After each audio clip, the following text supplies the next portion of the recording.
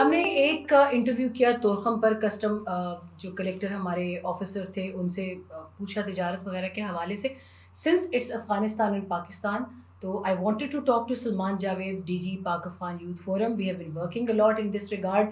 اور افغانستان کے اسفیئر میں ہم نے اب جو ہے زیادہ ہمارا فوکس جو ہے وہ ہم ٹریڈ کو مانیٹر کریں اور دیکھیں کہ ٹریڈ کے حوالے سے تمام تر چیزیں جو ہو رہی ہیں وہ کس طرح سے دیکھی جا رہی ہیں. سلمان بھائی، افغانستان اور پاکستان کے درمیان اب تک کیا میجرز لیے گئے ہیں وہ تو ہمیں سیف اللہ نے بھی بتایا، اے سی سیف اللہ جو کسٹم کلیکٹر آفیسر ہیں تورخم پہ. آپ مجھے یہ بتائیں، آپ ڈیٹا جمع کر رہے ہیں، آپ یہ تمام تر چیزیں ڈاکیومنٹ کرتے ہیں، تو افغانستان کو اب تک ٹریڈ میں پاکستان سے کتنا فائدہ ہوا ہے اور دنیا کو ہمیں کیسے بتانا چاہیے کہ Pakistan is doing a hell of effort to benefit Afghan. اس میں ایک تو یہ ہے کہ ہم لوگ جو افغانستان کے اوپر جب بھی ہم لوگ بات کرتے ہیں تو پاکستان اور افغانستان کی جو ٹریڈ والیوم تھا وہ کسی زمانے میں تقریباً 6 بلین کے قریب تھا، جو کہ ریڈیوس ہو گیا تقریباً 1 بلین کے قریب، کیونکہ وہ اور پھر چند ملینس رہ گیا، بلکہ 28 ملین کے قریب رہ گیا تھا. اور وہ کچھ کووڈ کی وجہ سے، کچھ ہماری پالیسیز تھیں، کچھ سیکیورٹی کے حالات ایسے تھے. ابھی جب 15 اگست کے بعد طالبان نے ایک ٹیک اوور کیا وہاں پہ، تو پاکستان نے جہاں ان کے لیے ان کے جو ہیومینیٹیرین گراؤنڈس پہ ان کے لوگوں کو فیسیلیٹیٹ کیا، وہاں پہ جو سب سے زیادہ پاکستان نے ان کو سپورٹ کیا ان کی ٹریڈ میں کیا ہے. کیسے؟ اس وقت پاکستان مثال کے طور پر اگر 100 ٹرک آتا جاتا ہے تو اس میں سے 70 ٹرک جو ہے وہ افغانستان سے پاکستان آ رہا ہے. یہ ریشیو ہے اس وقت، یعنی 70-30 کی ہے. اور افغانستان کی جو ٹریڈ ہے، یعنی جو ایکسپورٹ ہے، وہ پہلی دفعہ ہوا ہے کہ پاکستان کی ایکسپورٹ سے ایکسیڈ کر گئی ہے اس سارے بیلنس کے اندر. تو اس کا میں ایگزیکٹ ڈاٹا بھی ہمارے پاس روزانہ چونکہ آتا رہتا ہے، تو اس مہینے کا دسمبر کا ہمارے پاس کل آ جائے گا. تو میں آپ کو پچھلے 3 مہینے کا ایک ڈاٹا بھی دے دوں گا کہ پاکستان نے 15 اگست کے بعد سے اب تک کتنے ٹریڈ کے اندر جو ہے ان کو والیوم کے اندر ان کو اضافہ ہوا اور کس طریقے سے ان کو فیسیلیٹیٹ کیا.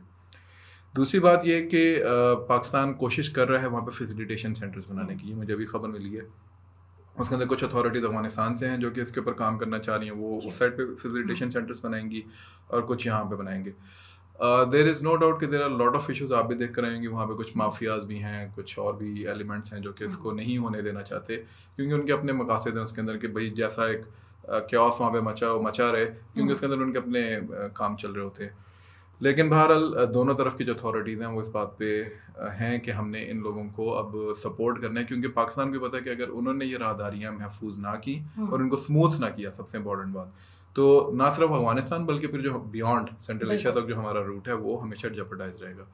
اور ٹریڈر کی سب سے بڑی جو ضرورت ہوتی ہے وہ ہوتی ہی یہی ہے کہ اس کی کم سے کم کاسٹ کے اندر چیز جو ہے وہ اینڈ مارکیٹ تک پہنچ جائے. تو اگر اس طرح کی اس کو نہیں مل رہی تو ڈیفینیٹلی وہ پھر ہماری ٹریڈ جیپرڈائز ہوگی. تو دونوں طرف کے ممالک اور اتھارٹیز اس وقت اس پہ کام گئے. اس وقت امبیسڈر صادق نے تقریباً 14 ٹورز کیے ہیں تورخم کے صرف، ٹھیک ہے، 14 سے 15 ٹورز، اور وہ صرف اسی لیے کیے ہیں اسپیشل تورخم کے لیے کہ وہ اس کے اوپر کوئی ٹریڈ کوریڈور کا. پھر محیط یوسف بھی گئے تھے اور جیو اکنامکس کی ساری بات ہو رہی ہے.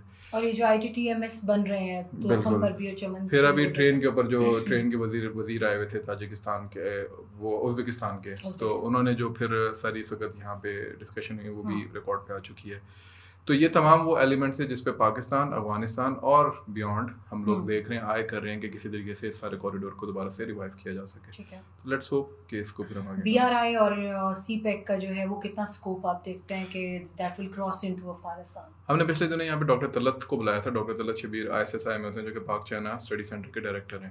یہ تھا very good I on this subject. تو میں نے ان سے یہی سوال کیا تھا ایگزیکٹلی. تو ان کا جو جواب تھا وہ یہ تھا کہ there is a huge potential in extending CPEC towards Afghanistan. China is willing, but the issue is the capacity. The capacity is not there in Afghanistan because اتنی capacity تو even پاکستان میں نہیں ہے کہ وہ اتنا بڑا وینچر جو اس کو سنبھالے. تو we are gradually building our capacity. اس لیے CPEC پہ آپ دیکھتے ہیں تھوڑا سا لل پیریڈ بھی آ جاتا ہے. لیکن جو ابھی افغانستان ہے اس سے ڈیفینیٹلی بات ہو چکی، کیونکہ ایران سے آلریڈی ڈیل ہو چکی ہے. تو ابھی افغانستان کے ساتھ جو بات ہوئی وہ یہ ہوئی ہے کہ اگر CPEC وہاں پہ ایکسٹینڈ ہوتا ہے تو پہلے اس کی کیپیسٹی بلڈنگ ہوگی. تو پہلے تو افغانستان کا اس وقت امیڈیٹ ایشو ہیومینیٹیرین کرائسس ہے، وہ ہوگا. پھر گورننس آئے گی، گورننس کے بعد کہیں جا کے پھر ایسا کوئی ٹریڈ وینچر جو ہے وہ ہوگا. ابھی انہوں نے ڈاکٹر عبداللطیف ندوی جو ہمارے بورڈ آف مینٹورس میں سے بھی ہیں ہمارے ادارے کے، ان کو ڈپٹی فائنانس منسٹر وہاں پہ انہوں نے بنایا ہے. تو انہوں نے کل اپنے انٹرویو میں کہا ہے کہ he is going to form up economic policy for Afghanistan soon انشاءاللہ. تو اس میں ڈیفینیٹلی میرا بلکہ ان کے ساتھ ایک ابھی ہمارا لیکچر بھی آ گیا نا تو آئی آسک ہم دس کوسچن, اور اس میں ہم دیکھیں گے کہ وہ سی پیک کو کس طریقے سے دیکھ رہے ہیں اور کیسے وہاں پہ لگے they are very very much interested in this. Thank you so much Salman بھائی آپ کا.